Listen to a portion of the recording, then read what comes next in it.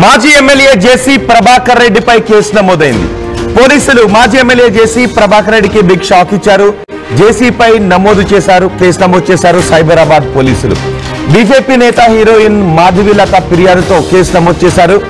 గతంలో మొన్న జనవరిలో సంక్రాంతి సంబరాల సమయంలోనూ డిసెంబర్ 31 రోజున అక్కడ సంబరాలు తాడిపత్రిలో సంబరాలు నిర్వహించే సమయంలో జేసీ ప్రభాకర్ రెడ్డి ఏర్పాటు చేస్తున్న సంబరాలకు ఎవరు వెళ్ళొద్దు అంటూ మాధవీలత ఒక వీడియో చేశారు. దానిపై జేసీ ప్రభాకర్ రెడ్డి కొంచెం అనుచితంగా మాట్లాడారు. మాధవీలతను విమర్శిస్తూ మాట్లాడారు.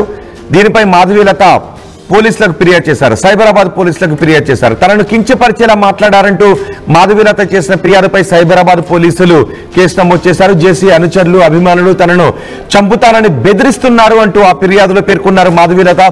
జేసీ నుంచి తనకు ప్రాణహాని ఉంది అని మాధవీలత అన్నారు. న్యూ ఇయర్ వేడుకల సందర్భంగా ఇద్దరి మధ్య మాటల యుద్ధం నడిచింది. జేసీ ఏర్పాటు చేసిన న్యూ ఇయర్ వేడుకలకు వెళ్ళొద్దు అంటూ మాధవీలత ఒక వీడియో చేశారు. మాధవీలత వీడియోను తప్పుపడుతూ జేసీ అనుచితంగా మాట్లాడారు.